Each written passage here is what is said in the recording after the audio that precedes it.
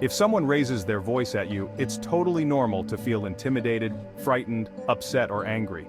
Being yelled at is never a pleasant experience, but the key to de-escalating the situation is to remain calm and distance yourself from the other person. Keep reading for the best tips on how to manage your emotions when you're being yelled at, plus encourage a more positive conversation. Chapter 1. Remaining calm. 1. Resist the urge to yell back. It's natural to feel angry or upset when someone yells at you, but before you do anything you might later regret, try to keep yourself calm. Take a deep breath and slowly count to 10 to help you manage your emotions. Remember, the less reactive you are, the more you can focus on de-escalating the situation. Avoid criticizing the other person or getting defensive. Challenging them will only provoke them and make the situation worse. In fact, being yelled at can provoke a fight or flight response in your body, making it hard for you to think and communicate properly. 2. Take a step back and assess the situation. If someone is yelling at you, it doesn't mean you have to stand there and take it.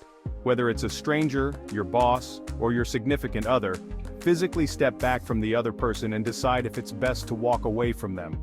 Controlling your space and thinking about the steps you can take may help you stay calm and collected. For instance, you might decide that walking away from your boss isn't worth losing your job, but reflecting on your response may open other options, like asking them for a moment to collect your thoughts.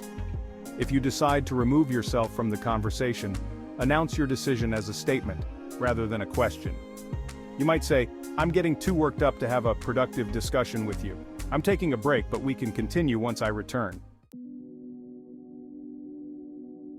3. Tell yourself that you're not responsible for the other person's anger.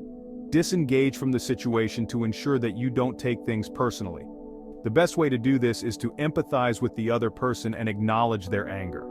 Focus on the pain in their face and look at the desperation and frustration you see them experiencing. Remember, yelling is usually a sign that the other person feels hurt, threatened, or that they haven't learned to effectively communicate their emotions.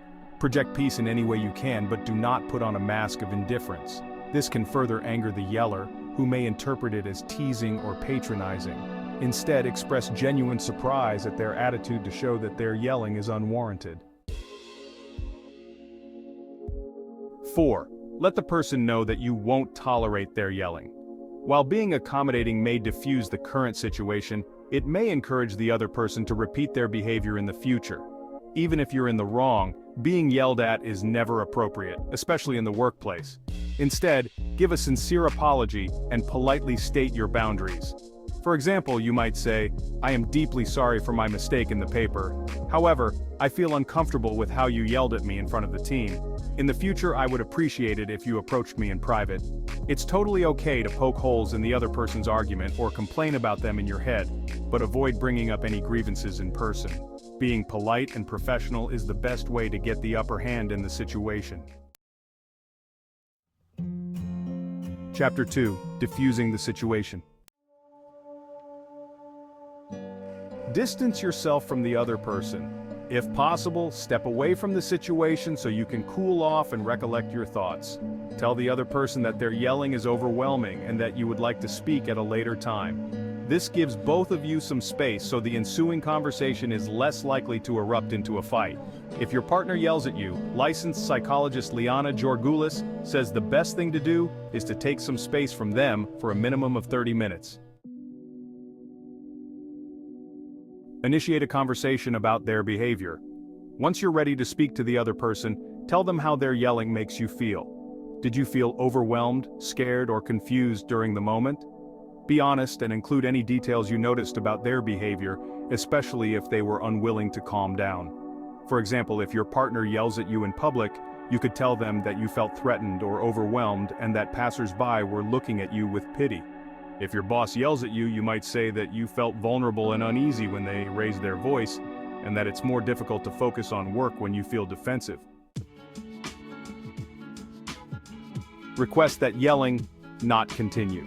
If you share how the yelling negatively affects you, then it's reasonable to request that it doesn't happen again.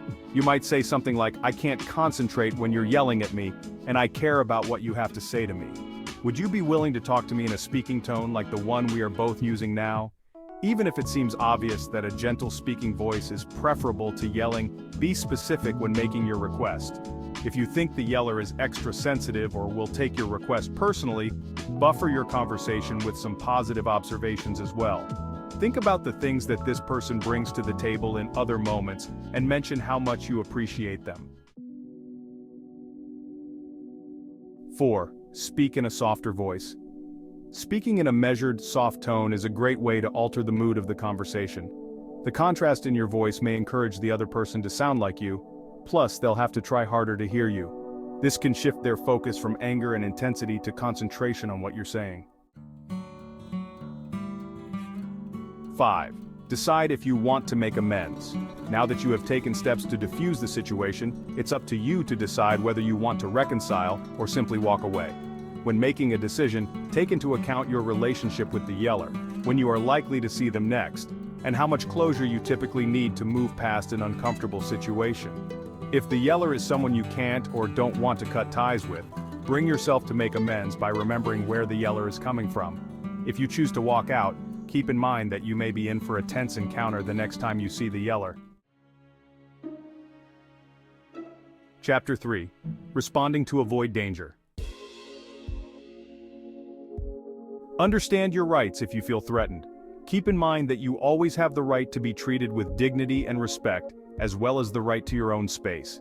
This rings true, no matter your role, rank, or position. So if you feel intimidated or threatened by someone, review your rights and seek help. In the workplace, you always have the right to resist situations where you fear for your well-being. If someone keeps yelling at you, contact your company's HR department or review your employee manual for specific policies regarding employee conflicts. Cease communication. If the other person yells at you frequently and you've already communicated your boundaries, cutting off communication could be the best way to protect yourself. Depending on the relationship you have with them, you may be able to avoid a confrontation altogether and send a brief letter or email stating that you no longer wish to communicate. Remember, you are always entitled to say when enough is enough. Solicit outside help. Does it seem like the yeller cannot seem to cool down? Do you fear that they pose an ongoing threat to your livelihood? If you feel like the situation has escalated to a real potential danger, do not hesitate to contact emergency services. If danger is immediate, call 911. If you suspect the other person might physically harm you, relationship counselor Jason Polk advises to make a plan and get support before ending the relationship. In the US, the National Domestic Violence Hotline is open 24/7, and you can call their phone number 1-800-799-7233, or use their online chat feature to establish an exit plan. People often yell if they feel threatened, neglected, or a loss of control. For some people, yelling is a coping mechanism to deal with anger, stress, or other negative emotions. They might not have learned how to express their emotions in a healthy and effective way, or they might view it as normal behavior based on how they were raised and communicated with. At the end of the day, you are not responsible for someone else's anger. Try to frame their anger with curiosity instead of blame so that you can reach a solution.